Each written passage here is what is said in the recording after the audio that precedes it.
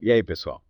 Prontos para mais um mergulho profundo. Hoje a gente vai desvendar um livro que causou e ainda causa muita polêmica, O Gene Egoísta, do Richard Dawkins. Esse livro deu o que falar. E a gente vai tentar entender direitinho as ideias do Dawkins, como o egoísmo dos genes mal da vida, dos bichinhos até a gente. Já aviso, preparem-se para ter a mente expandida. O Dawkins não alivia, ele questiona tudo que a gente acha que sabe sobre a evolução. Uma das imagens mais chocantes do livro é a do filhote de cuco. Imagina, ele nasce cego, frágil, mas já tem o instinto e empurra os outros ovinhos para fora do ninho. Que crueldade. Mas por que ele faz isso? É aí que entra a ideia do gene egoísta. O Dawkins explica que esse comportamento, que parece cruel pra gente, faz todo sentido do ponto de vista dos genes. Eles querem sobreviver, se replicar, passar para frente. Então o gene é tipo o maestro da evolução. Isso mesmo. E, ó, O Dawkins coloca o gene no centro do palco. Os seres vivos, a gente inclusive viram máquinas de sobrevivência criadas pelos genes para garantir que eles continuem existindo. Mas e o altruísmo? Como a gente explica a abelha que se sacrifica para defender a colmeia? Isso não contradiz a ideia do gene egoísta. Ótima pergunta. É aí que entra o conceito de seleção de parentesco. Parentes compartilham genes, certo? Não, sim. Então, ao ajudar um parente, você está indiretamente ajudando cópias dos seus próprios genes a sobreviver. Ah, entendi. É como se o gene egoísta pensasse, se meu parente sobrevive, meus genes também têm mais chance. Exato. Mas, e os atos de altruísmo entre indivíduos que não são parentes? Como o Dawkins explica isso. Boa pergunta, porque isso acontece, né? Aí entram as estratégias evolutivamente estáveis, ou EEs. É como no jogo pedra, papel e tesoura, não tem uma estratégia que sempre ganha. O importante é encontrar um equilíbrio. Então a seleção natural não escolhe só os fortes ou só os bonzinhos. Não! É um jogo complexo com diferentes estratégias se equilibrando. O Dawkins usa essa lógica para explicar como o altruísmo pode surgir e se manter, mesmo entre indivíduos que não são parentes. Mas o livro fala só de comportamentos bonzinhos. E a manipulação, a trapaça. De jeito nenhum. O Dawkins explora todas as facetas da natureza. Ele fala do mimetismo, de insetos que se disfarçam para enganar as presas. Nossa, a natureza é incrível. E tem o canto da sereia do peixe pescador que atrai outros peixes para a morte. É como se os genes estivessem sempre buscando um jeitinho de levar vantagem, né? Eles são verdadeiros mestres da estratégia. E sabe o que é mais fascinante? O Dawkins argumenta que essa lógica se aplica até à cultura humana. Cultura humana, como assim? Ele fala dos memes, que são como os genes culturais.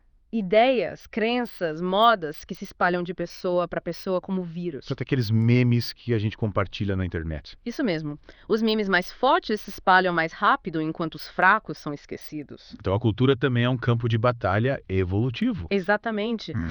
É como se os genes tivessem criado o hardware, nosso cérebro, e os memes fossem o software se multiplicando e evoluindo sem parar. Caramba, essa ideia é genial. Mas a gente vai ter que deixar essa conversa sobre memes para a próxima parte. Já exploramos bastante a ideia do gene egoísta por hoje. Verdade, mas na próxima a gente volta para discutir as implicações dessa teoria pra gente, os humanos. Preparem-se, porque a coisa vai ficar ainda mais interessante. E aí, voltaram para mais. Voltei. Quero saber como a gente, os humanos, entra nessa história toda do gene egoísta. O Dawkins fala disso, né? Sim, ele dedica boa parte do livro para falar da gente. E já aviso, ele não alivia, não. Ah, fala logo. A Ah. gente é só um bando de robô controlado por genes. Não, é bem assim. O Dawkins reconhece que o ser humano é único, com inteligência, cultura, tudo isso. Mas, no fundo, a gente ainda é moldado pela lógica do gene egoísta. Então, tipo, a gente tem um pouquinho de liberdade, mas dentro dos limites que os genes impõem. É mais ou menos isso. Imagina um jogo de cartas, os genes dão as cartas, mas a gente escolhe como jogar. Entendi. Mas e a moralidade? Se a gente é egoísta por natureza, como a gente explica a compaixão ou altruísmo? Essa é uma pergunta que o Dawkins discute bastante no livro. Ele sugere que a moralidade é, em grande parte, uma construção cultural. Tipo, a gente cria regras para controlar o egoísmo. Isso mesmo, a cultura, a educação, as leis, tudo isso nos molda para agir de forma mais altruísta, mesmo que isso vá contra os nossos instintos básicos. Então a gente seria como um carro de corrida potente, mas precisando de freios para não causar um acidente. Boa analogia. A cultura nos dá os freios, os limites, para vivermos em sociedade. E se a gente tirar os freios, o que acontece? Essa é uma pergunta que o Dawkins deixa no ar. Ele nos faz pensar sobre a fragilidade da nossa civilização. Nossa, que tenso. Mas, e aí, mudando um pouco de assunto, lembra que a gente falou dos memes na última parte? Sim, os memes. Essas ideias, crenças, modas que se espalham como vírus. Quero saber mais sobre eles. Os memes usam a gente como hospedeiros, se multiplicando e evoluindo super rápido. Olha a velocidade com que as modas mudam, as ideias se espalham. E os genes?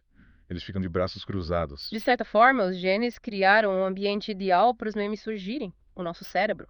Mas agora, os memes têm uma certa autonomia, influenciando até a evolução dos genes. Tipo, os genes criaram um monstro que agora tá fora de controle. É uma forma de ver. O Dawkins questiona se os genes ainda são os únicos protagonistas da evolução ou se os memes estão assumindo o controle. Que loucura.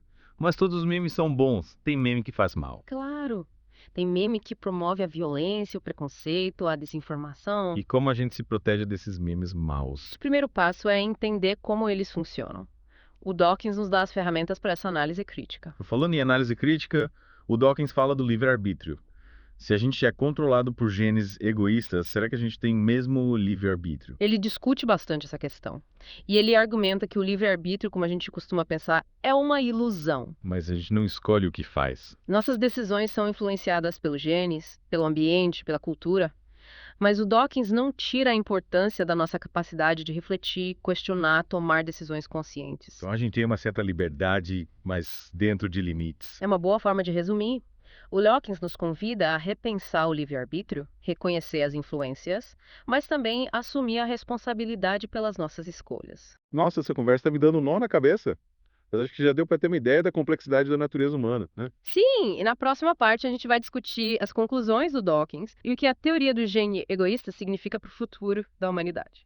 Chegamos na parte final do nosso mergulho em O Gene Egoísta. A gente já viu como o gene egoísta atua, moldando a vida, a cultura, até a gente. E agora, o que a gente tira de tudo isso? Qual a grande lição? O Dawkins nos deixa pensando, né? Ele questiona o altruísmo, a moralidade, o livre-arbítrio, mas acho que a grande mensagem é que a gente precisa mudar a forma como vê a vida, a natureza, nosso lugar no mundo. E essa nova forma de ver as coisas, como ela pode ajudar a gente na prática, no dia a dia? Olha, entendendo a lógica do gene egoísta, a gente pode ter uma visão mais real dos nossos comportamentos, das nossas motivações, e entender melhor os desafios que a gente enfrenta, tanto individualmente como em sociedade. Mas e aí? Se a gente é dominado por genes egoístas, qual a esperança para a humanidade? A gente vai viver sempre em conflito, competindo. Calma, o Dawkins não é tão pessimista. Ele reconhece que, apesar do egoísmo, a gente também é capaz de cooperação, de compaixão. Mas como? Se o egoísmo está na nossa natureza, de onde vem essa bondade? Dawkins acredita que a cultura tem um papel fundamental nisso. As regras, os valores, as instituições, tudo isso nos molda, nos ensina a controlar os impulsos egoístas. A gente aprende a agir em benefício do grupo. Então a gente seria tipo um bonsai, natureza da base, mas a cultura vai moldando, mudando os galhos. É uma boa analogia. A cultura nos ajuda a ir além da nossa natureza biológica, a construir um mundo mais justo, mais harmônico, mais colaborativo. Mas será que a gente consegue mesmo controlar o gene egoísta? Ou ele sempre vai dar um jeito de voltar, de mandar na gente? Essa é a grande questão. O Dawkins não tem uma resposta pronta, mas ele nos leva a refletir sobre essa briga constante dentro da gente, entre o egoísmo e o altruísmo. Seria como andar na corda bamba, equilibrando entre o bem e o mal. É isso. E essa busca pelo equilíbrio nos faz evoluir. Como indivíduos, como espécie. A gente questiona, busca soluções, tenta construir um futuro melhor. E como a gente pode usar essa ideia do gene egoísta para construir o futuro melhor? O que a gente faz com essa informação? Primeiro, a gente precisa ter consciência da nossa natureza, dos nossos limites, mas também do nosso potencial. Entender o gene egoísta nos ajuda a ver o mundo com mais clareza, sem ilusões. Então a gente precisa tirar a venda dos olhos e encarar a realidade. Isso. Só assim a gente pode criar mecanismos sociais, culturais e políticos mais eficientes para lidar com os desafios do mundo. Mas a gente consegue superar o egoísmo. Construir um mundo mais colaborativo, ou a gente está fadado a repetir os erros do passado. O Dawkins acredita que a gente tem potencial para isso. Hum. Mas é preciso esforço, consciência, ação. Ele nos convida a sermos os arquitetos do nosso destino. A usar nossa inteligência para criar um futuro melhor. Que responsabilidade, hein? Mas também que oportunidade. O Dawkins nos dá as ferramentas para essa jornada, né? Sim. O gene egoísta nos provoca, nos faz pensar diferente. E essa é a beleza da ciência.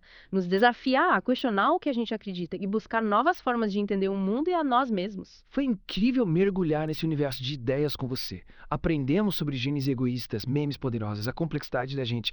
E agora, o que a gente faz com tudo isso? A gente continua explorando, questionando, buscando novos conhecimentos. Aprender nunca termina. E o gene egoísta é só o começo de uma grande aventura. E essa aventura continua aqui no Deep Dive. Fiquem ligados para mais mergulhos profundos como esse. Até a próxima!